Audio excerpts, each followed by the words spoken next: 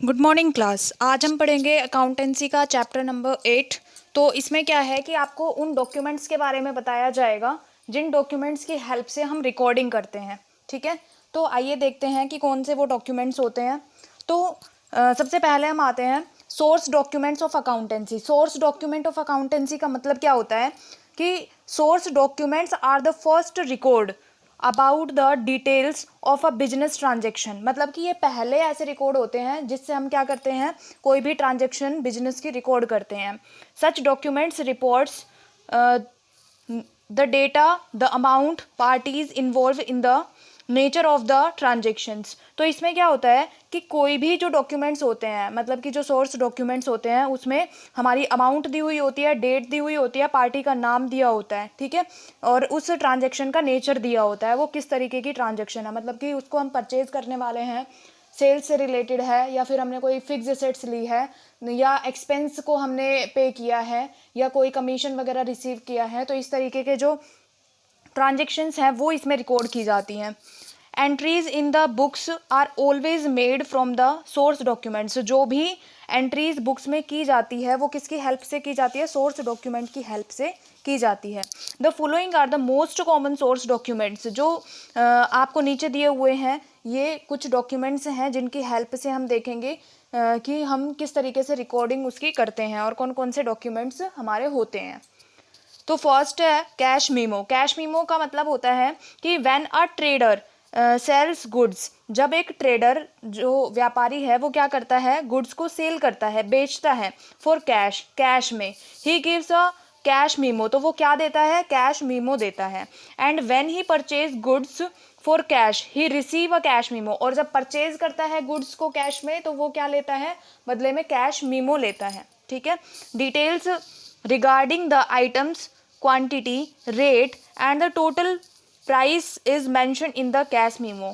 कि इसमें सारी डिटेल होती है कि प्रोडक्ट का क्या नाम है, ठीक है, कितनी उसकी क्वांटिटी है, प्राइस क्या है उसका। तो ये सब चीज़ें कहाँ मेंशन होती है, कैश मीमो में मेंशन की जाती है। तो आप यहाँ से पता लगा सकते हो जो कैश मीमो है वो हेल्प करता है हमारी एक सोर्स डॉक्यूमेंट के रूप में कि अगर हमें कोई चीज़ वापस करनी पड़ गई तो हमारे पास उस चीज़ का कैश मीमो है कि हमने कैश देकर उस चीज़ को लिया है। ठीक है, और कितनी अमाउंट में लिया है, कितनी क्वांटिटी है उसकी, क्या उसका प्राइस था, कब लिया था। तो ये सारी जो डिटेल है वो सारी किस में आपको मिल जाएंगी, कैश मीमो में मिल जाएंगी। तो जब एक ट्रेडर कोई भी माल बेचता है, ठीक है, तो कैश मीमो देता है। और जब हम कभी माल खरीदते हैं तो हम क्या करते हैं, कैश मीमो लेते हैं। ठीक है, यहाँ से क्लियर हुआ कैश मीमो का मीनिंग। नेक्स्ट आपका सोर्स डॉक्यूमेंट है इनवॉइस एंड बिल। तो देखिए मैं आपको इससे पहले एक चीज़ बता देती हूँ कि इनवॉइस और जो बिल होता है वो एक ही चीज़ है। ठीक है, लेकिन पॉइंट ऑफ व्यू दोनों के अलग हैं कि कब हम उसको इनवॉइस कहते हैं और कब हम उसको बिल कहते हैं। तो आइए देखते हैं। When a trader sells goods. जब एक ट्रेडर गुड्स को बेचता है ऑन क्रेडिट। देखो अब कैश मीमो में अभी तक हमने क्या देखा कि कैश में बेच रहा था वो, ठीक है, लेकिन जब एक ट्रेडर जो है वो कैश में ना बेचकर किस में बेचता है, क्रेडिट पे बेचता है, उधार पे बेचता है। तो उससे क्या होता है, ही प्रिपेयर्स अ सेल इनवॉइस। तो वो एक इनवॉइस तैयार करता है, वो एक सेल इनवॉइस तैयार करता है which contains the name of the party, जिसमें कि पार्टी का नाम लिखा होता है, to whom goods are sold, कि जिसको माल बेचा जा रहा है, the rate, quantity and the total amount of the sale. उसमें रेट दी हुई होती है, क्वांटिटी होती है और अमाउंट ऑफ सेल होती है, मतलब कि आपने कितनी अमाउंट में सेल की है। The original copy of the sale invoice is sent to the purchaser. जो ओरिजिनल कॉपी होती है इनवॉइस की वो तो किसको भेज दी जाती है, परचेजर को, जो माल खरीद रहा है उसको भेज दी जाती है। एंड इट्स डुप्लीकेट कॉपी, और जो डुप्लीकेट कॉपी होती है वो किसको भेज दी जाती है, मेकिंग रिकॉर्ड्स, मतलब वो अपने पास ही रख ली जाती है, किस लिए, रिकॉर्ड्स मेंटेन करने के लिए, इन आर बुक्स ऑफ अकाउंट्स। अपनी अकाउंट्स में, अपने अकाउंट्स में क्या करता है वो मतलब रिकॉर्ड प्रिपेयर करता है। तो उस रिकॉर्ड को प्रिपेयर करने के लिए उसको एक कॉपी की ज़रूरत पड़ती है। आप देखते होंगे कि जैसे कोई भी बिल काट के देता है तो उसके नीचे एक कार्बन पेपर भी लगा होता है। कार्बन पेपर लगाने का मतलब या मकसद यही है कि उससे एक कॉपी और निकल आती है, एक कॉपी और, मतलब जो ओरिजिनल है वो तो सामने वाले बंदे को दे दी जाती है, लेकिन जो डुप्लीकेट कॉपी है वो अपने पास रख ली जाती है ताकि हम उसको क्या कर सकें, एक रिकॉर्ड मेंटेन करने के लिए यूज कर सकें, ठीक है। When a trader purchases goods, जब, अब इसी तरीके से क्या है कि जब एक ट्रेडर परचेज करता है, अभी तक तो हमने सेल के बारे में पढ़ा, जब एक ट्रेडर परचेज करता है गुड्स को ऑन क्रेडिट, ये भी क्या है, उधार पे, he receives a credit bill from the supplier, तो वो सप्लायर से क्या करता है, क्रेडिट बिल लेता है। सप्लायर कौन हो गया, जो हमें माल दे रहा है, ठीक है, और हम उससे क्या कर रहे हैं, परचेज कर रहे हैं। Of the goods we make an invoice on credit sale but receive a bill on credit purchase, तो हम उससे क्या लेते हैं, देखो जब हम क्या कर रहे हैं कि माल बेच रहे हैं तो हम इनवॉइस लिखते हैं, लेकिन रिसीव करते टाइम वो हमारे लिए क्या हो जाता है, बिल हो जाता है, ठीक है। तो एक ही चीज है, अब बिल ऑन क्रेडिट परचेज, दो the two terms are used synonymously and mean the same thing, मतलब दो जो टर्म है, ठीक है, वो वैसे अलग अलग देखने में अलग अलग आपको लग रही है, लेकिन वो चीज एक ही है, उसको अलग अलग वे में यूज किया जा रहा है, ठीक है। तो जो एक इनवॉइस है और जो एक बिल है, तो इसका मतलब ये है कि वो दोनों सेम चीजें हैं, लेकिन अगर हम लिख रहे हैं तो वो इनवॉइस हो गया, और जो उसको रिसीव कर रहा है उसके लिए बिल हो गया। तो ओरिजिनल कॉपी जो है वो सामने वाले बंदे को दे दी जाती है, और जो उसकी डुप्लीकेट कॉपी है वो क्या की जाती है, अपने पास रख ली जाती है। अपने पास क्यों रखते हैं, ताकि हम उसमें से देखकर एक रिकॉर्ड मेंटेन कर सकें कि हमने कब कौन सी ट्रांजेक्शन की थी, अपने अकाउंट्स मेंटेन कर सके। तो गाइस जो सोर्स डॉक्यूमेंट है वो इसलिए तैयार किए जाते हैं कि इन फ्यूचर हमें एविडेंस के रूप में कुछ चाहिए हो तो हमारे पास एक सोर्स डॉक्यूमेंट है, उस चीज का प्रूफ है, ठीक है। सो नेक्स्ट हम आते हैं रिसीट्स पे। तो रिसीट क्या होती है, when a trader receive cash from a customer, जब एक ट्रेडर कैश रिसीव करता है कस्टमर से, उसने कस्टमर को माल बेचा, ठीक है, कस्टमर ने बदले में क्या दे दिया, कैश दे दिया, ही इशू अ रिसीट, तो एक वो रसीद देता है, रिसीट देता है, कौन देता है, जिसने माल बेचा है, ठीक है, जो ट्रेडर है वो क्या देता है, एक रिसीट देता है, कंटेनिंग द डेट, उसमें डेट लिखी हुई होती है, अमाउंट लिखी हुई होती है, and the name of the customer, और कस्टमर का नाम लिखा होता है। The original copy of the receipt is given to the customer, जो ओरिजिनल कॉपी होती है वो तो किसको दे दी जाती है, कस्टमर को दे दी जाती है, and it's duplicate copy is kept for making records in the books of accounts, और डुप्लीकेट कॉपी जो है वो अपने पास रख ली जाती है ताकि हम अकाउंट्स मेंटेन कर सकें, ठीक है। तो रिसीट जो है वो हर बंदे को लेनी चाहिए ताकि पता रहे। अब कई बंदे जो है वो रिसीट से नहीं लेते हैं, ठीक है, खरीद लिया, परचेज कर लिया, कोई बात नहीं, रिसीट नहीं लेते हैं, या लेते भी है तो फाड़ के फेंक देते हैं। देखो लिमिटेड टाइम तक हमें उसको पास में रखना चाहिए, हो सकता है कि हमें वो माल चेंज कराना पड़ सकता है, ठीक है। नेक्स्ट है आपका debit note, when we return goods to a supplier, देखो अभी हम बात कर रहे थे और अभी वही कंसेप्ट आ गया है कि जब हम सप्लायर को माल क्या कर देते हैं, वापस कर देते हैं। भाई सप्लायर कौन था, सप्लायर वो बंदा था जिससे हम माल परचेज कर रहे हैं, ठीक है, तो एक तरीके से ट्रेडर भी बोल सकते हैं, ठीक है, सप्लायर ट्रेडर, तो उससे हम माल क्या कर रहे हैं, परचेज कर रहे हैं। अब परचेज किए हुए माल में से कुछ डिफेक्टिव माल हो गया, आ गया हमारे पास, तो हमें क्या करना पड़ेगा, वापस भेजना पड़ेगा सप्लायर को। तो when we return goods to a supplier, जब हम सप्लायर को माल वापस भेजते हैं, we prepare a debit note, तो हम डेबिट नोट बनाते हैं, and send it to the supplier, और किसको भेज देते हैं, सप्लायर को भेज देते हैं, विद द रिटर्न गुड्स, और साथ में क्या भेज देते हैं, डेबिट नोट के साथ जो सामान हमें देना है वापस वो भेज देते हैं।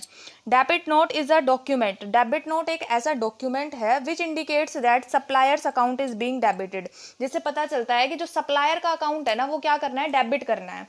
तो गाइज आप यहाँ पे सीधी सी चीज ये देखिए, अभी सिर्फ छोटे लेवल पे आप ये देखिए कि जो डेबिट का मतलब है उसका मतलब है कि पैसे काटना, ठीक है, और क्रेडिट का मतलब है कि पैसों को जोड़ना, ठीक है, उसमें और पैसे डालना।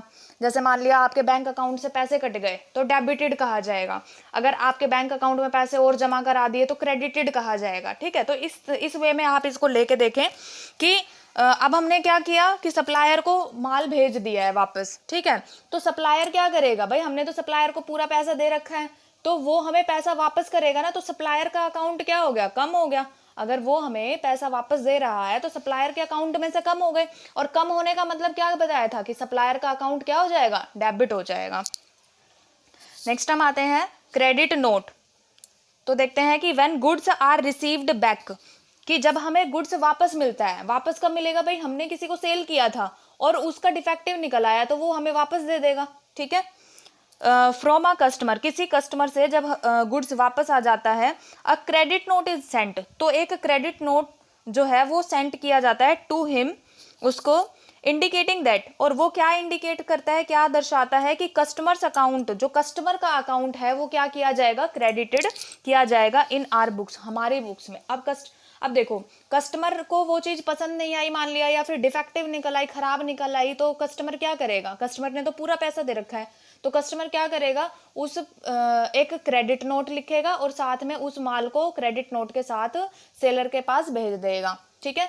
अब जो सेलर है वो क्या करेगा, कस्टमर के अकाउंट को क्या करना पड़ेगा, उसको क्रेडिटेड करना पड़ेगा, मतलब उसमें जो पैसा, डिफेक्टिव माल का जो उसने पैसा ले रखा है वो भी उस कस्टमर को वापस देना पड़ेगा, तो कस्टमर का अकाउंट क्या हो जाएगा, बढ़ जाएगा उतने रुपए से।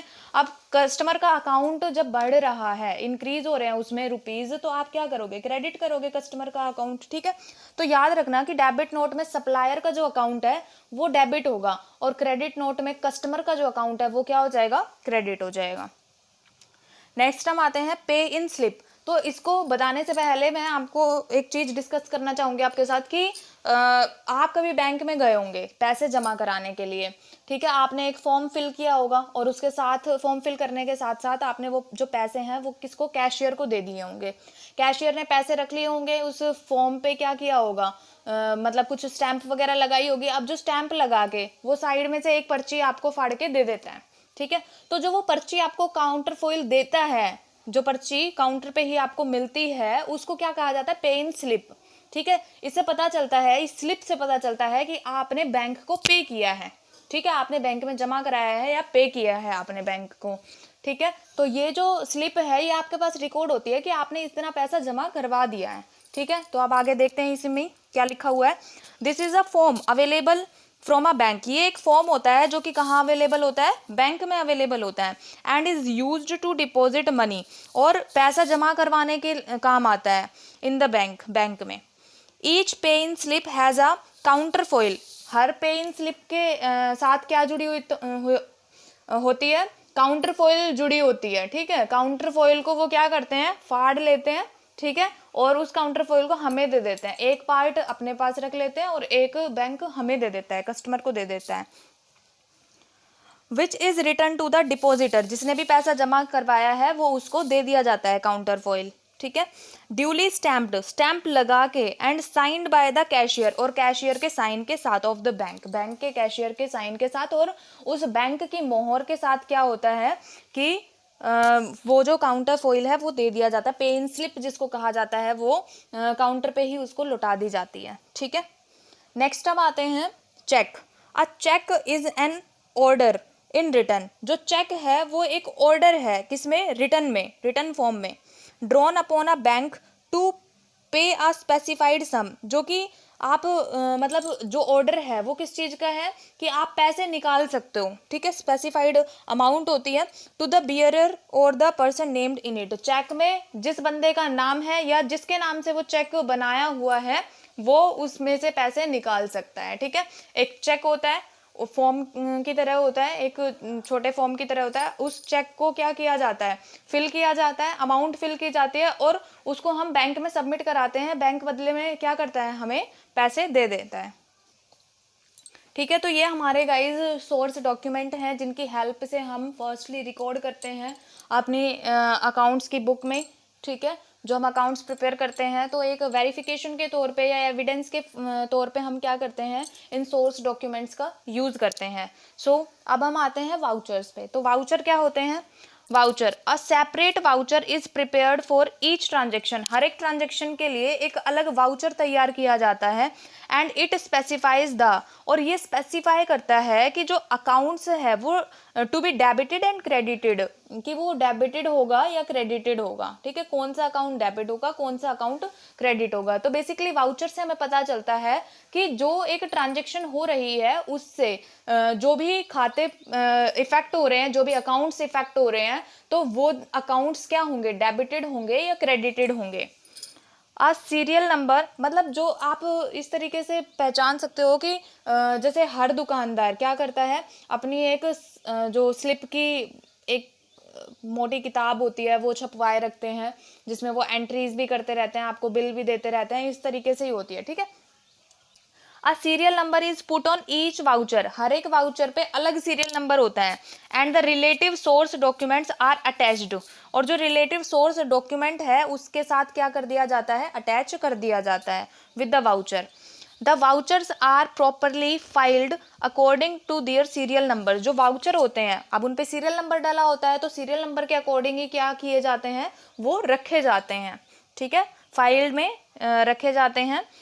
टू दैट द ऑडिटर्स में इजीली वाउच दैम, ताकि ऑडिटर जो है वो इजीली उसको वाउच कर सके। ऑडिटर कौन होता है, जो हमारे बिजनेस के अकाउंट्स वगैरह चेक करते हैं कि उसमें कहीं कोई दिक्कत तो नहीं है, कहीं कोई गड़बड़ या फ्रॉड तो नहीं किया हुआ, ये चेक करने का काम ऑडिटर का होता है, ठीक है। तो वाउचर की हेल्प से वो क्या करता है, चेक करता है। And these may also serve as documentary evidence in future, और फ्यूचर के लिए क्या करता है, ये डॉक्यूमेंट्री एविडेंस का काम करता है, एक प्रूफ का काम करता है, ठीक है। नेक्स्ट हम आते हैं टाइप्स ऑफ वाउचर, हमने वाउचर पढ़ लिया है, अब देखते हैं कि वाउचर कितने तरीके के होते हैं।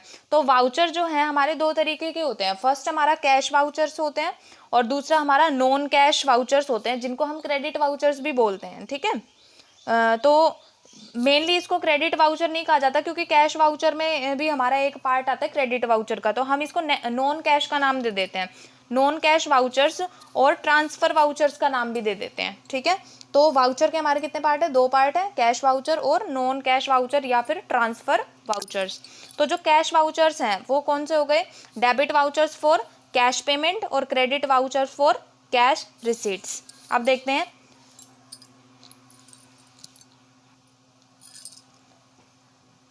तो देखिए जो डेबिट वाउचर्स हम प्रिपेयर करते हैं वो बेसिकली कब किए जाते हैं, जब हम कैश में किसी को पेमेंट कर रहे हैं, ठीक है।